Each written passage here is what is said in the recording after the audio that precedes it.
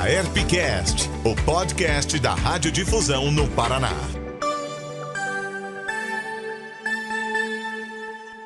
Olá, seja muito bem-vindo, muito bem-vinda. Eu sou Juliana Sartori e este é o episódio número 4 do AERPcast. Quando o assunto é rádio e TV, o AERPcast vai estar com você, trazendo novidades, especialistas e dicas para quem vive e faz a radiodifusão acontecer no país. Profissionais da voz no rádio e na televisão precisam estar sempre atentos ao seu principal instrumento de trabalho. Para ter vida longa nos meios de comunicação, é preciso saber fazer a locução transitar entre formatos, ser capaz de se adaptar a diferentes perfis e ter personalidade. Além disso, também é necessário cuidar da saúde vocal. E quem nos ajuda com dicas práticas e também a entender como desenvolver habilidades com a voz, a convidada da vez aqui no AERPcast é a fonoaudióloga e consultora em voz profissional, Daniela Almeida. Seja muito bem-vinda e obrigada por aceitar o nosso convite. E para começar o nosso bate-papo, Dani, conta aqui pra gente um pouco da tua experiência com os profissionais da voz. Então, Juliana, eu trabalho há 12 anos, especificamente com rádio e TV. O meu trabalho é aperfeiçoamento vocal, basicamente cuidar da qualidade da voz desses profissionais que falam por um longo período, uma longa jornada de trabalho, mas também desenvolver muito da identidade vocal deles. Entender qual que é a voz que se tem, qual que é a voz que deseja chegar, combinando com o estilo da emissora, tanto de rádio quanto de TV. Então o trabalho de fono hoje ela passa por esse descobrimento vocal também.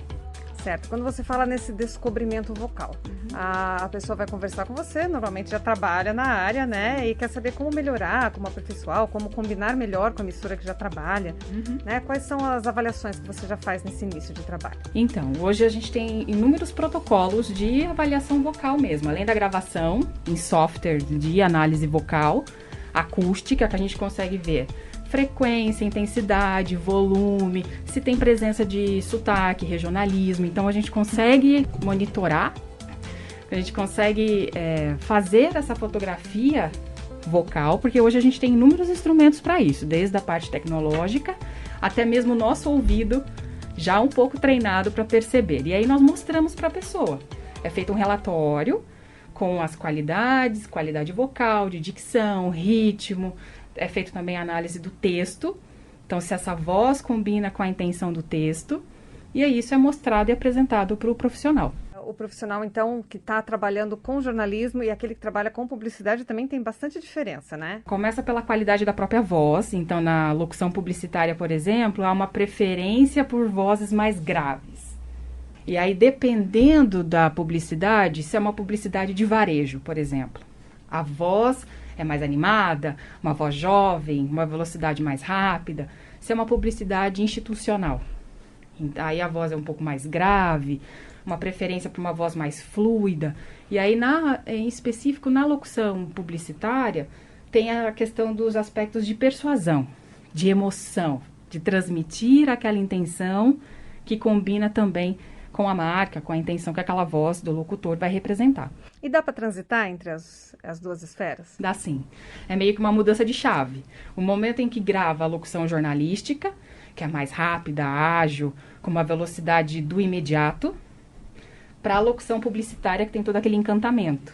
Então, o profissional ele precisa ter essa flexibilidade e mudar a chave na hora de pegar o texto e gravar. E quem trabalha com rádio, quem trabalha com TV, também tem algumas diferenças ali, né? A rádio, em específico, eu percebo que os profissionais lidam muito bem com o improviso. Certo. Essa agilidade entre olhar uma cena, narrar uma cena, sobe a sonoplastia, então essa agilidade do profissional de rádio e essa percepção auditiva é muito característica de quem vem do rádio.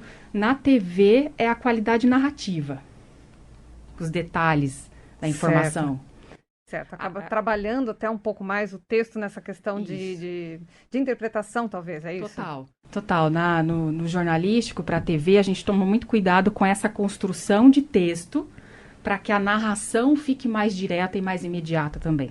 Não tem tantos elementos de emoção, é o fato. Certo. É a consequência, o como aconteceu, o lead, né? Sim. O como aconteceu, onde, quando, e aí não tem tanta essa emoção diferente do rádio, que é todo conduzido pela emoção da voz. No rádio, os erros, né, digamos, erros, enfim, mas a naturalidade, né, da fala acaba sendo mais explorada, né? Na TV você tem que tomar mais cuidado com o texto, então a leitura acho que também é um pouco diferente, né? A técnica de leitura. Técnica de leitura. A TV a gente tem outros elementos, como o gestual, por exemplo, né? A gestualidade, que isso é algo que não desvia a atenção, é um complemento dessa comunicação. A rádio, especificamente voz, o som tem que sair muito nítido, a dicção muito clara, o vocabulário, o cuidado com as gírias. Então, assim, é um trabalho linguístico e vocal muito mais intenso comparado à TV, que você tem outros elementos ali, né? Você tem o gestual, você tem a imagem, você tem a força em outros elementos também. Dani, hoje a gente tem que transitar por muitas plataformas, né? Rádio não é só rádio, TV não é só TV. É canal do YouTube, é Instagram, às vezes um áudiozinho de WhatsApp que pode ser usado para alguma coisa que a empresa pede, né, para fazer. O que é necessário, então, para a pessoa ficar atenta, para conseguir também transitar? Tem diferenças de voz para essas plataformas? Tem uma diferença até pelo tempo. Então, uma chamada para o Instagram, por exemplo, 40 segundos. Diferente de um áudio que hoje já tem até como você acelerar aquele áudio no WhatsApp. Doideira isso, né? Porque aí a gente entra nas questões da própria agilidade do aplicativo. Sim. Então, sim, aí a locução tem que entrar nesses padrões com o tempo, com o público, tem que ser mais ágil, já tem que entregar direto o que você veio anunciar. Não preciso criar aquela introdução, diferente da conversa aqui, que a gente tem uma introdução, dá tempo para você desenvolver o raciocínio, então tem que adaptar.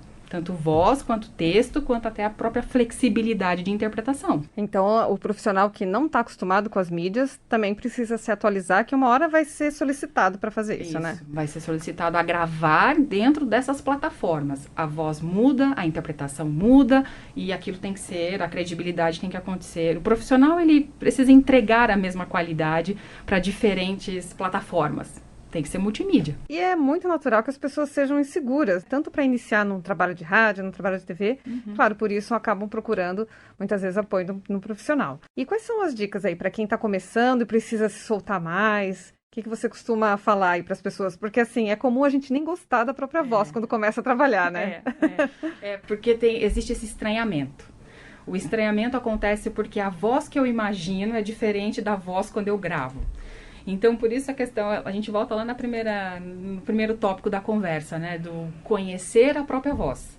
Sim. Porque aí o trabalho fonoaudiológico, ele vai aproximar a voz que você imagina da voz que você leva pro microfone. E essa voz é compatível? Você gosta? Você se vê colocando essa voz em uma emissora, nesse texto? Então, é esse trabalho de descobrimento que precisa ser feito.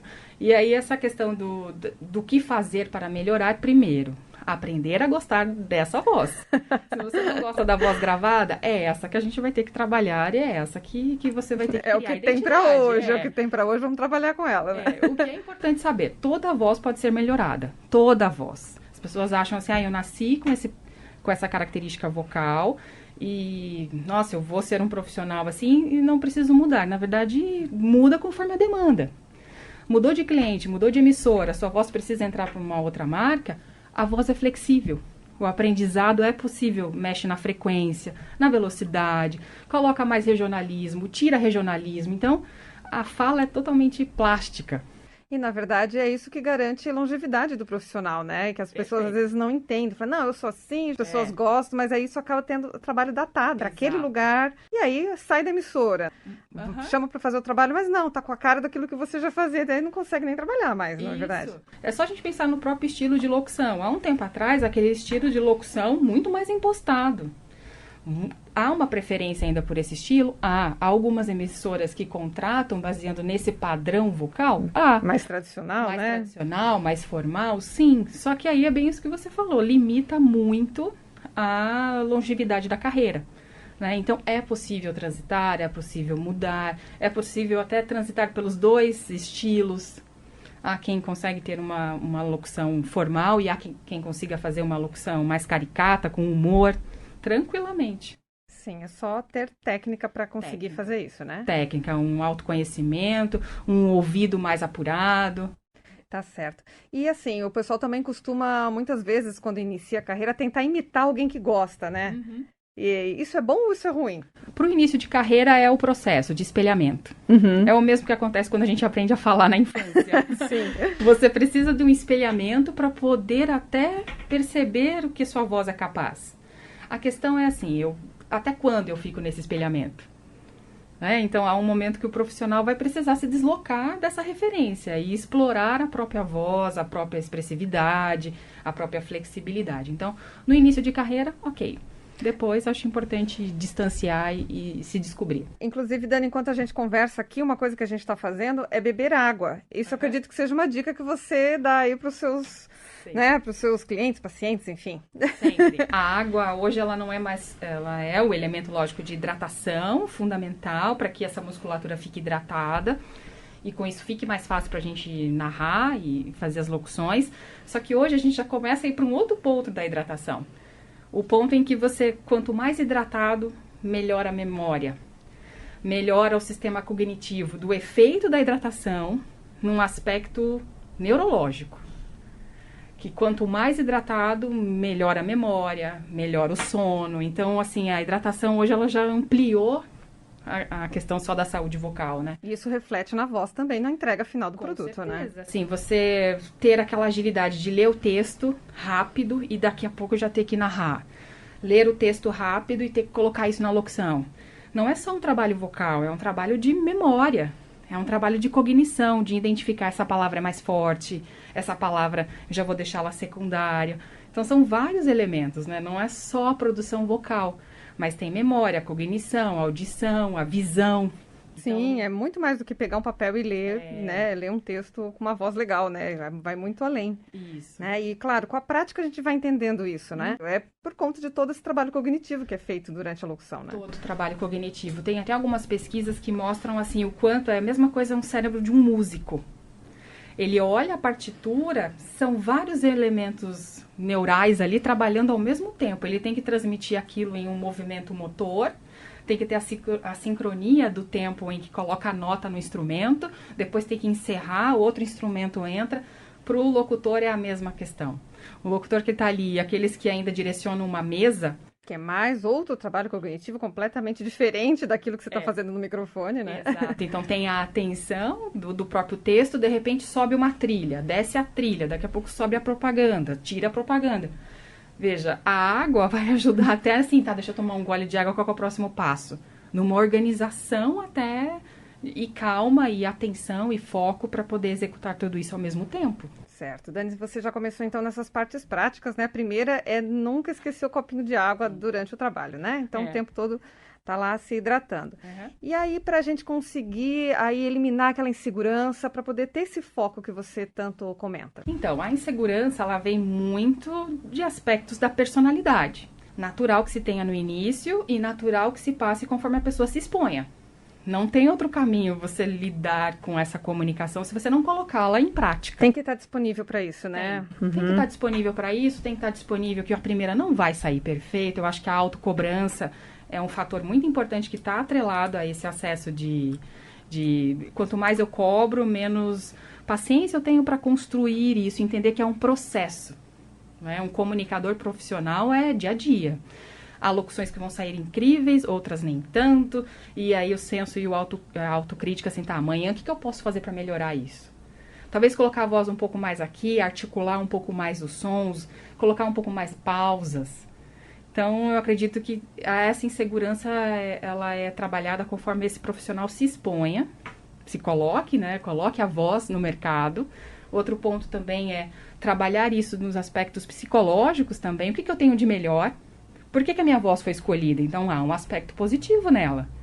E fortalecer isso, trazer isso para frente do microfone. E aí, eu imagino que você recomende alguns exercícios, até que a pessoa possa se soltar. Quais são esses exercícios que você recomenda? Primeira coisa é o trabalho com leitura em voz alta. Ler em voz alta, mas não pensar que é apenas uma leitura. Transformar a leitura em fala. Pega texto de diferentes anúncios e começa a testar. Vamos supor que eu vou falar esse texto para uma criança. Qual a entonação que eu coloco? Ou para um público mais idoso? Qual a interpretação que eu coloco? E aí, ir trabalhando com essa flexibilidade vocal em voz alta. Então, o treino de leitura em voz alta é um. Gravar a própria voz com diferentes recomendações também. Então, eu vou dar uma orientação. Agora aqui eu vou explicar. Agora aqui eu vou apresentar alguém. E gravar e se escutar. Porque daí tem essa questão do colocar a voz e ouvir o impacto que foi. Porque uma coisa é o que a gente planeja, outra coisa é o que... Né? Claro que sai, né? A expectativa é a realidade. Então, assim, o importante é sempre aproximar esses dois momentos. Certo, e lembrar que, claro, o resultado sempre na nossa cabeça é um e o prático é outro, e a gente normalmente se decepciona, não tem jeito, né? E aí pensar assim, que isso faz parte do processo, e aí você trabalhar com a autocrítica no sentido, não ficou bom, então o que eu posso fazer para melhorar? Talvez munir de mais instrumentos, assim, eu não gosto da voz. Para onde eu vou? Tem curso de teatro, tem a própria fono, a própria sessão com fono, tem curso de oratória, você tem inúmeros trabalhos aí que exploram a própria voz, quebram a timidez, então acho que munir de ferramentas, né?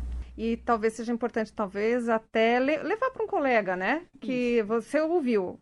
Achei o resultado mais ou menos, mas também a gente está disponível, né? E ter essa humildade de perguntar para um colega, o que você acha? Tá bom assim? Você acha que podia melhorar? Aonde? O que eu posso fazer? O feedback é fundamental, né? Ele dá, claro, feedbacks construtivos. Claro. Com embasamento, né? Assim, olha, veja bem, aqui nesse primeiro momento você fez assim, ok, poderia fazer assim no próximo. Então, assim, com sugestões. O que eu posso fazer para melhorar? E o feedback é fundamental, é importante, é um bom sinalizador do que precisa fazer. E os próprios cursos de locução. Tem inúmeros cursos de locução que o profissional pode procurar com profissionais já de muito tempo na área para poder aperfeiçoar. É muito comum no rádio entrarem profissionais que vieram de outras áreas, aí trabalham às vezes com aquela locução de varejo, né? Que a gente fala de porta de loja, alguém ouve, chama a pessoa e a pessoa acaba se dando super bem. Ou acontece o contrário, não dá nada certo. A pessoa é ótima fazendo aquilo no varejo, mas quando entra no estúdio, trava, não vai. O que você aconselha quando acontece esse tipo de coisa? Ou dá certo a gente procurar esses talentos natos aí que a gente vê? Então, quando a gente percebe, né, que o profissional veio de uma outra área e ele faz essa transição, há uma facilidade, de certa forma, com a comunicação. Vai precisar de uma pessoa, um mentor, alguém... Você vê que a personalidade combina com o rádio ou com a TV, isso já é claro, né? Isso já é se alguém claro. percebe. Isso. Então, se já houve trouxeram esse profissional para dentro da emissora, há uma qualidade ali. O que não pode acontecer é esse profissional ficar sozinho ali, tendo que desenvolver pela própria percepção e não ter uma orientação de como ele profissionalizar mais essa locução, a voz e alinhar melhor ao perfil da emissora. Então, sempre penso, o profissional acaba de entrar na emissora, precisa de alguém para conduzir, para orientar, para dizer qual que é o editorial, qual que é o estilo de voz, os merchants que vão entrar ali, como que ele vai colocar aquela voz ou não. Então, a orientação é fundamental. Não pode deixá-lo sozinho, né? Sim, sem dúvida. Mas isso é válido, né? Isso é comum acontecer. Comum porque é a própria habilidade. Mesmo ele tendo uma locução de varejo, há uma facilidade em persuadir, em envolver. Até aquele profissional já mais antigo, que já está há muitos anos trabalhando tanto no rádio quanto na TV, qual é a dica que você dá para que ele perceba que ainda pode melhorar? Como você falou, né? A voz, ela é plástica, ela pode estar sempre se moldando. O que você costuma oferecer para esse profissional que ainda está em busca de renovação no mercado? Primeiro, a própria saúde vocal, porque é inegável que a voz, ela também envelhece. Ótimo. Ela vai ficando mais grave, né? Vai ficando mais grave, com menos projeção. A extensão vocal, a flexibilidade, os nuances tendem a reduzir. Mas tudo isso se recupera com condicionamento vocal, com exercícios. Então, a primeira coisa é preservar o que se tem de flexibilidade vocal. Segundo, apresentar para ele textos diferentes daquilo que ele cobriu, do estilo, do editorial que ele colocou a voz durante todo o tempo de trabalho. Então, apresentar uma crônica, uma narração um pouco mais afetiva, trabalhar com o oposto. Ele precisa ler outros estilos de narração, de textos, para explorar mais essa voz, os nuances que nunca apareceram. Então, essa é uma dica para um profissional que já tem um padrão, um próprio formato de narração. E vamos falar então um pouquinho de saúde vocal? O que cada um pode fazer que está ouvindo aí, nosso ouvinte locutor, né, de TV ou de rádio? O que ele pode fazer então para garantir uma saúde vocal boa, poder trabalhar mais tempo aí? Lógico. Primeiro, assim, garantir a hidratação, como nós conversamos. Ok, primeira de sempre, Primeiro né? de sempre. Segundo, horas de sono e alimentação. Para tudo na vida, né, gente? Não tem jeito. Para tudo na vida. Assim, comunicar profissionalmente é gasto energético. Quando você faz uma cobertura por 2, 3, 4 horas, terminando essa cobertura, dá para sentir o cansaço. Não, sente o cansaço vocal, sente o cansaço mental e no corpo também. Então, garantir horas de sono e uma alimentação. Não precisa ser aquela alimentação, aquela que a gente consegue, fica satisfeito e ao mesmo tempo nutrido, para que se tenha uma boa condição bioquímica ali, né? Sim, sem dúvida. Isso é fundamental. Aquecimento vocal, a gente sempre tem assim os aquecimentos. No meu caso, eu sempre oriento um aquecimento mais específico para a qualidade da voz daquele profissional. Tem exercícios assim que, na verdade, se a pessoa já tem uma voz um pouco mais nasal, se você coloca um exercício nasal, intensifica o defeitinho. Então, o ideal é que cada um tenha um próprio aquecimento. Existem exercícios gerais. Certo. Que nem dicção, trava-língua, que é um exercício que nunca prejudica. E é divertido, né? E é divertido fazer. Então, os pratracrás, pratracrés. Então, exercícios para soltar essa musculatura recomendado para todos. Exercícios vocais tem aqueles tradicionais do vibração. Isso pode fazer. Agora, o mais direcionado para a voz, o importante é que cada um tenha o seu. Certo. Não dá para oferecer assim, porque o aquecimento vocal, ele altera mesmo a mobilidade da musculatura. Se a pessoa já tem uma rouquidão, um cansaço vocal, a prática sem conhecimento vai piorar. Então, é importante que ele busque um aquecimento para ele, específico, que tenha mais personalizado, para que ele garanta maior qualidade e mais longevidade dessa saúde vocal. Eu sei que tem gente que não vai gostar dessa pergunta, mas aquele churrasquinho do final de semana, que a gente dá aquela abusada na comida, no álcool, às vezes também, isso acaba prejudicando na segunda-feira de manhã, né? Não tem jeito. Prejudica. E o ouvinte vai sentir, ou o telespectador vai perceber também, né? Vai perceber. Por isso que é importante do autoconhecimento. Você não vai privar. Claro. Esses momentos sociais. Acho super importante para um descanso mental, social. Até pra você estar feliz lá no microfone, né? Sim. Contente com o teu trabalho, porque você também relaxou, enfim. Claro, isso, exatamente. Tem o efeito desse social depois na própria qualidade da comunicação. O profissional precisa saber assim, ele tem algum evento, ele vai precisar ir, ele vai ter que melhorar e aumentar a qualidade de aquecimento vocal. Depois. Por isso que é importante ele conhecer a própria voz. Exagerou, agora corre atrás do prejuízo, né? É equilíbrio. Não vai deixar de... eu penso que é igual mesmo um atleta. Ele precisa desse preparo, mas ao mesmo tempo tem uma vida social, um momento que é importante, isso faz parte mesmo da natureza, da própria socialização. Aumenta o aquecimento vocal, aumenta a hidratação, lê os textos mais vezes. Então, assim, são esses os cuidados, o equilíbrio. Mas cigarro e álcool, eles realmente são prejudiciais, como para qualquer questão de saúde, né? Não tem jeito. Vocalmente você tem o cigarro, ele acaba comprimindo toda essa flexibilidade vocal, a voz fica muito mais grave e pouca flexível. Além da questão respiratória. E aí vai sentir na hora de narrar um texto muito longo, vai ter que fazer aquelas pausas com um pouco mais de ruído. E o álcool pela desidratação. Então vai sentir a boca muito mais seca no momento de narrar, vai ter uma dificuldade de articulação para alguns sons, aqueles que já consomem álcool já tem uma certa frequência no consumo de álcool, então já começa a interferir, porque interfere numa questão neurológica, interfere também nos padrões de articulação da fala. Então determinados sons que precisam de agilidade, com o uso frequente do álcool, acaba interferindo e prejudicando. Dani, acho que essas são as principais recomendações aí para os profissionais, mas acho que o principal recado que a gente pode deixar é que dá sempre para a gente melhorar e a gente sempre pode trabalhar com o que gosta, né? Claro. Que não tem um tempo determinado da vida. Se a gente se cuidar e tiver disponível para poder aprender mais, né? Que a gente consiga trabalhar cada vez mais tempo aí no rádio e na TV, né? Precisamos de profissionais que levem uma boa comunicação, uma qualidade tanto vocal, quanto do próprio entretenimento através da voz. Então, sim, quanto mais esse profissional se cuidar e ter conhecimento que ele pode mudar o próprio padrão de narração, ter mais flexibilidade, mais espaço ele vai ter para poder trabalhar e desenvolver aquilo que ele gosta. Tá ótimo, Dani. Você quer deixar algum contato, ou às vezes até uma dica de livro, filme, canal de YouTube que você conheça que vale a pena para o pessoal buscar mais informação? Posso passar para você para a gente deixar na descrição, Então tá o bom? pessoal já fica de olho na descrição do Isso. episódio, que a gente vai deixar bastante dicas por lá. Tá bom, então. Muito obrigada pelo convite, viu? Eu que agradeço, Dani, sempre bem-vinda aqui na ERP. Obrigada. Até a próxima. Até a próxima. Rádio é tudo, com Daniel Stark. E chegou a hora da gente ficar bem informado sobre as notícias do meio rádio, e quem está sempre antenado é o jornalista especializado no tema, Daniel Stark, que hoje traz temas bem interessantes. Olá, Daniel, seja bem-vindo novamente ao ERPcast. Olá, Juliana. Olá, ouvintes do ERPcast. Prazer em falar de rádio com vocês. Para começar, Daniel, eu sei que tem uma ótima notícia aí para o nosso setor. Os celulares ganharam uma atualização que libera a faixa estendida do FM. É isso mesmo? Conta pra gente. É isso mesmo. Foi uma atualização colocada pela Samsung, né? Que quer queira ou não, ela hoje é quem domina o mercado de smartphones no Brasil, né? E a atualização consiste na seguinte situação: esses celulares já contam com FM ativo nos aparelhos.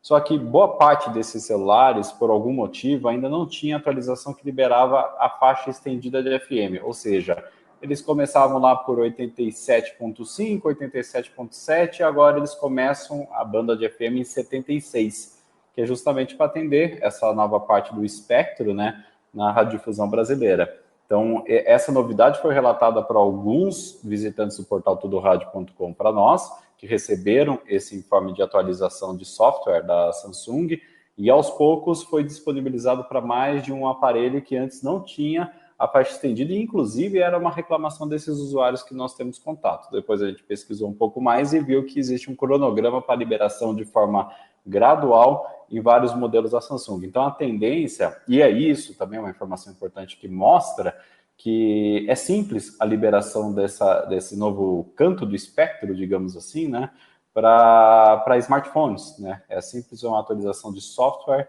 que o usuário já está acostumado a fazer atualizações de software em seu aparelho. Ele já pega essa atualização, que também vem com outros serviços, como a atualização de segurança do celular, enfim, algo que a gente já está bem habituado, independente do sistema operacional. Então, ele recebe essa atualização e abre um pouco, traz um pouco mais de novidades no espectro de FM. Isso é muito legal, isso amplia o alcance na nova faixa e também deixa o rádio em evidência de uma maneira geral, né? Então, é uma notícia bem positiva para a radiodifusão brasileira. Lembrando que, inclusive, esse pedido, né, de celulares estarem sempre funcionando com rádio é uma luta da ERP de muitos anos. Sim, sim. Agora estamos numa situação, assim, digamos, de definição, né? Os receptores e dos celulares, principalmente, né, produzidos aqui no Brasil, tem que ter, sim, o chip FM ativo. E muito deles, né, assim, de forma positiva do setor, já estão com o chip de FM ativado nos aparelhos. Tanto que, em qualquer questionamento que a gente faz para a nossa audiência também sobre como eles acompanham o rádio, como eles têm acesso ao rádio, é o celular, que é o grande receptor de rádio, né? E quando a gente fala do celular, a gente não está falando de streaming necessariamente, está falando principalmente do chip FM ativado. Então, isso é tudo muito positivo, né? Porque quando que a gente teve tantos rádios nos nossos bolsos, né? Levando para lá e para cá. Então, o celular é quase uma extensão do nosso corpo hoje em dia, e ele com o chip ativado, com o FM facilitado lá, realmente foi uma vitória de todo o setor da radiodifusão, das associações que encamparam isso e conseguiram. Agora vamos mudar um pouquinho de assunto, vamos lá para São Paulo para falar sobre o mercado que continua em crescimento. O que você tem de novidade dessa semana? O que aconteceu em São Paulo? Basicamente, o mercado de rádio subiu de novo em alcance, ou seja, está atingindo mais pessoas, tem mais ouvintes únicos concentrados nas estações de rádio de São Paulo. Isso é uma informação extremamente positiva para todo o setor de rádio. A gente já viu esse indicativo no Rio de Janeiro, e a gente já estava antecipando que também iria acontecer em São Paulo e acontece em outras praças também. Para se ter uma ideia, né, desse avanço do mercado de São Paulo, a gente tem algumas situações históricas, como, por exemplo, são 9 FMs que registraram mais de 2 milhões de ouvintes diferentes alcançados em 30 dias. É um número extremamente expressivo. Então, cada uma dessas 9 emissoras atinge 2 milhões de pessoas diferentes em 30 dias. E quando você pensa em 1 milhão de alcance em cada rádio, esse número sobe para 18 FMs. E a líder está acima de 3 milhões. Então, são números extremamente específicos. É claro que o mercado de São Paulo é um mercado muito grande, mas essas marcas mostram a relevância dos projetos que estão no ar e como as pessoas realmente buscam as emissoras de rádio. Daniel, agora conta pra gente a história das concessionárias de rodovias federais que agora vão poder enviar projetos para a criação de rádios. O Ministério das Comunicações publicou uma portaria, nessa semana sobre a autorização de que as concessionárias possam ter o serviço de radiovias. Estação de rádio, que tem o formato de programação de rádio, a gente já tem esse teste, que já está há um bom tempo, da CCR Nova Dutra, que liga São Paulo ao Rio de Janeiro, onde você tem acesso a uma emissora de rádio da rodovia ao longo de todo o percurso. Então, ela vai atualizando a situação na estrada, algumas ocorrências, algumas notícias, e isso vai poder ser expandido para outras também, além da CCR também entrar em definitivo no ar, isso também vai ser expandido para outras concessionárias que tiverem interesse desse tipo de serviço. Para quem é do Paraná, eu acho que lembra como o rádio é importante nessa informação de rodovias, que lá atrás, quando teve o início do anel de integração, né, das concessionárias de rodovias do estado, tinha placas nas rodovias com as frequências de rádios comerciais que tinham boletins sobre a rodovia. Então, cada região tinha uma frequência lá de uma rádio que informava tinha esse serviço. E, ao mesmo tempo, para quem está trafegando, por mais que também possa ouvir as outras emissoras, e geralmente se ouve as outras emissoras comerciais, pode ir atrás dessas radiovias para saber qual é a informação de momento da rodovia de forma mais rápida, e isso chama atenção para o rádio, porque mostra o rádio como um veículo importante para a prestação de serviço. Certo, Daniel, obrigada pelas informações e a gente se encontra então na próxima semana. Combinado, até lá. E o meu muito obrigada também a você que nos acompanhou em mais um episódio. A cada semana tem programa novo aqui no Spotify para você, profissional do rádio e da televisão. A intenção é sempre trazer novidades, dicas e profissionais para compartilhar conhecimento e experiência. E se tem algum tema que você quer saber mais, mande a sua sugestão que a gente aprende juntos, aqui no AERPcast. Até mais! Você ouviu a AERPcast, uma produção da AERP, Associação das Emissoras de Radiodifusão do Paraná.